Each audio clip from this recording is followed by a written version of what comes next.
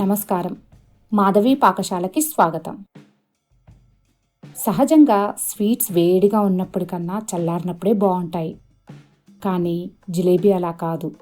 Jalebi shop దగ్గర వేడి జిలేబీ తింటే ఆ రుచే వేరు. కానీ చాలా షాపుల్లో అంత హైజీన్ మెయింటైన్ చెయ్యరు. ఈగల్ని కూడా కంట్రోల్ చేయరు. అంతేకాకుండా చూడ్డానికి బాగుండాలని చాలా ఫుడ్ కలర్స్ కూడా యూస్ చేస్తుంటారు. ఇప్పుడు మనం ఫుడ్ కలర్స్, మైదా, పంచదార వాడకుండా ఆరోగ్యకరమైన కరకరలాడే జిలేబీలు తయారు చేద్దాం. జిలేబీ తయారీకి కావలసినటువంటి పదార్థాలు: ఒక బౌల్లో గోధుమ పిండి, ఉప్పు,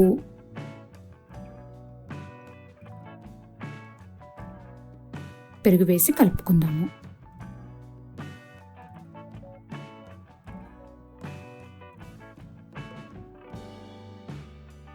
ఇప్పుడు కొద్దిగా నీళ్లు పోసుకుంటూ పిండిని కలుపుకుందాము.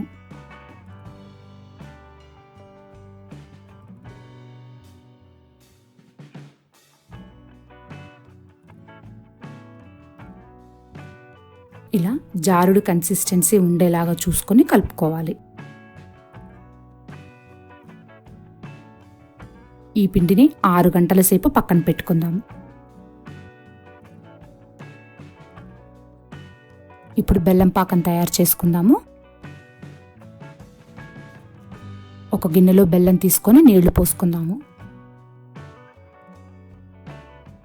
ఇప్పుడు దీన్ని స్టవ్ మీద మీడియం మంట మీద పెట్టుకొని వేడి చేసుకుందాము.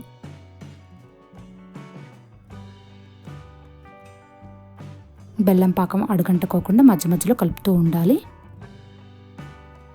తీగ పాకం వచ్చేంతవరకు కాకుండా కొద్దిగా అతుకుతూ ఉన్నప్పుడు స్టవ్ ఆఫ్ చేసి పక్కన పెట్టుకోవాలి.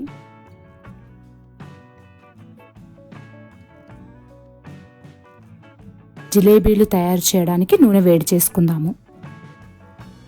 జిలేబీల పిండిలో బేకింగ్ సోడా, ఉప్పు వేసి కలుపుకుందాము. ఇక్కడ మనం ఫుడ్ కలర్స్ ఏవి కూడా యూస్ చేయడం లేదు.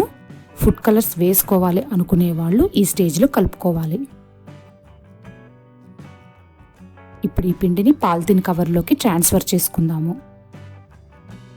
మిల్క్ కవర్ కూడా యూస్ చేసుకోవచ్చు.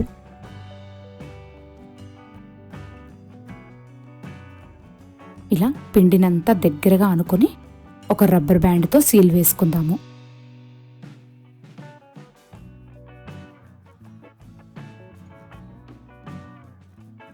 జిలేబీలు వేసుకోవడానికి అనుకూలంగా అడుగున కత్తెరతో చిన్న రంధ్రం చేసుకుందాము.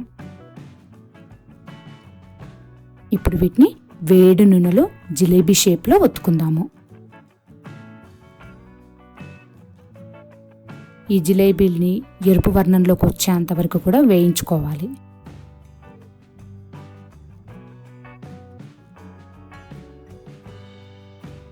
ఇలా వేగిన జిలేబీలను గోరువెచ్చటి బెల్లం పాకంలో వేసి 2 నిమిషాల సేపు నానబెట్టాలి.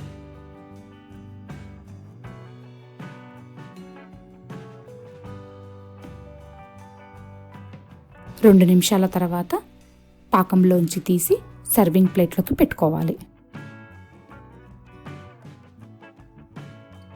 అలాగే మిగిలిన జిలేబీలన్నింటినీ కూడా వేసుకుందాము.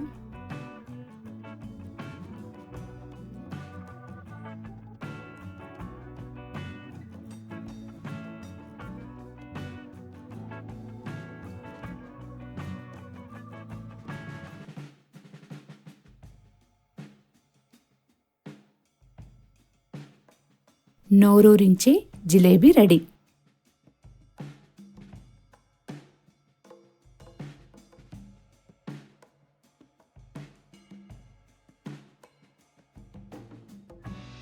Thanks for watching. మరిన్ని వంటల కోసం సబ్స్క్రైబ్ చేసుకోండి.